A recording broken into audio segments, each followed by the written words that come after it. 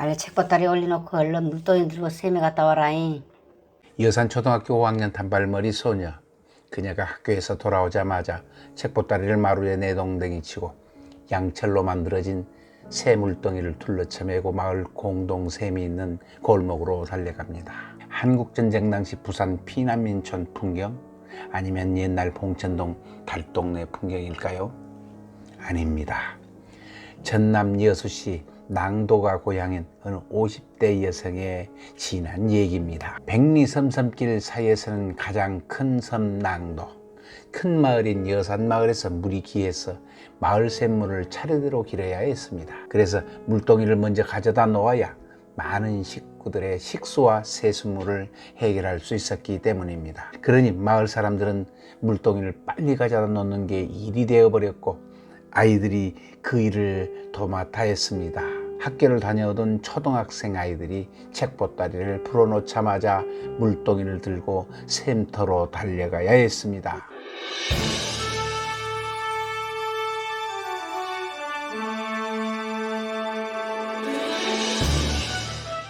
육지의 끝 여수시 화양면 장수리 수문등 마을 및 77번 국도를 따라가다가 우측 언덕배기 사이에서 마치 수도꼭지를 틀어놓은 것처럼 물이 쏟아지는 언덕을 만납니다. 참샘이라고 불리는 이곳의 물은 백두대간을 출발해서 차례차례 내려오던 산맥이 이곳에서 멈추고 바다와 접한 결절 지점입니다. 옛날부터 이곳에 물의 양이 많아서 이곳을 오가던 사람들의 갈증도 풀어주었고 근처 많은 사람들이 이 물을 받아서 갔다고 합니다. 특히 물이 귀한 이 장수문 아래쪽의 섬에 사는 사람들은 이곳에서 물을 길어서 배를 타고 동네로 가져갔다고 전해집니다. 오늘도 어떤 분이 차를 대놓고 물통 여러 개를 늘어놓고 물을 받치고 계십니다. 근처에 밭농사를 짓고 있는데 물 사정이 좋지 않아 잔뜩 길어간다고 합니다. 강물, 호수 등 땅 위에 있는 물을 우리는 지표수라 하고 지하수는 빗물이 땅에 떨어져 대수층에 흡수되어 수질 특성에 따라서 약수, 샘물, 광천수, 안반수 등으로 부릅니다. 약수는 수질에 강물질이 녹아있는 물로 미네랄이 듬뿍 함유된 광천수가 대표적입니다. 등산을 할 때 산에서 떠마시는 샘물은 빗물이 30m 이내의 대수층 위에 고여 나오는 물입니다. 따라서 지하 50m에서 100m 이하에서 올라오는 지하수와는 달리 샘물은 강수량의 영향을 많이 받아서 보통 비가 온 지 한두 달에 분출된다고 합니다. 한 맥주회사의 광고로 유명한 안반수, 즉 석관수는 안반층을 투과해서 고인 물입니다. 우리나라 지형은 30에서 50m 정도 파 내려가면 대부분 안반층대가 나오고 일반적으로 지하수는 모두 안반수라고 보면 될 것입니다. 안반층을 통과하는 데는 보통 50년 이상이 걸리므로 우리가 먹는 지하수는 50년 전에 이루어진 물인 셈입니다. 365개의 섬이 있는 전라남도 여수시, 그 중에서 섬 모양이 여우를 닮아 이리낭자를 붙여 낭도로 부르게 된 섬입니다. 여수와 고흥을 5개의 다리로 이어서 지나는 77번 국도, 18km 남짓한 길을 백리섬섬길이라 달리 부르게 되었습니다. 이 중에서 가장 큰 섬이 바로 낭도입니다. 여산과 규포 2개 마을이 있죠. 예전에는 여수항에서 2시간 가까이 배를 타고 섬과 섬을 들러서 가야 도착했지만 지금은 육지나 다름없는 섬으로 차를 몰고 다다를 수 있게 되어서 주말이나 휴일에는 차들이 제법 많아 여산마을 앞에서 혼잡이 일기도 합니다. 지금도 섬으로 남아있는 사도나 추도의 거점 섬인 셈입니다. 산이 아름답고 수려하다는 뜻을 지닌 여산마을, 앞에 이 얘기가 바로 이 여산마을의 얘기입니다.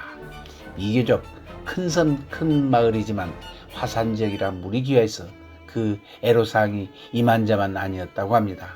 영화 명량에 이어 곧 개봉을 앞두고 있는 김한민 감독의 영화 한산 노량을 촬영한 고운모래 장사도 해수욕장이 있고 아이들과 함께 야영하기 좋은 야영장이 도시 생활이 지친 사람들을 유혹하고 있습니다. 공룡 발자국과 주상절리를 비롯해 섬 곳곳을 살피고 탐방할 수 있는 그리 힘들지 않은 둘레길까지 갖춘 섬 낭도. 섬을 돌다 보면 목이 타지만 이 섬에서 인기 있는 백년도가요 낭도 젖샘 막걸리가 그 갈증을 가시게 해줍니다. 섬 안에 있는 식당들 그리고 부녀회가 운영하는 포장마차까지 있어서 탐방객들을 유혹합니다. 화산정이라 물이 귀한 낭도 그리고 사도.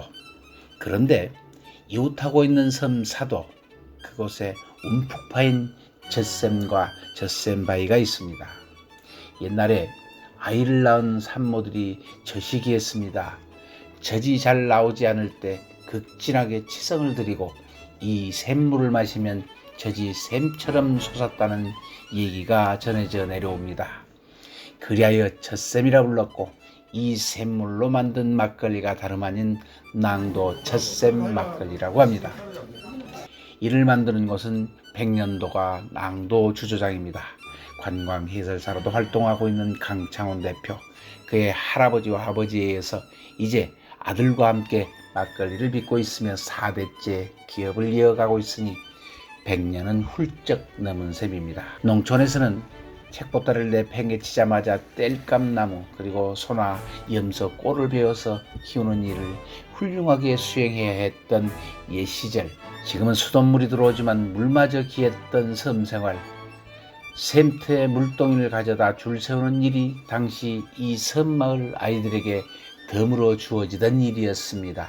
안반 속에서도 길이 있다고 했던가. 태고의 시간이 흘러 공룡들이 놀던 자욱, 그 곁에 안반 밑에서 긴 시간을 보내다가 지상으로 올라와 젖이 나오지 않던 나낙들에게 젖동량을 대신해서 섬 사람들을 키워내던 젖샘.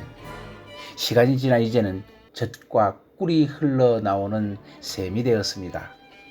공룡의 흔적과 함께 기억해야 할 섬에서 솟아나는 물의 역사.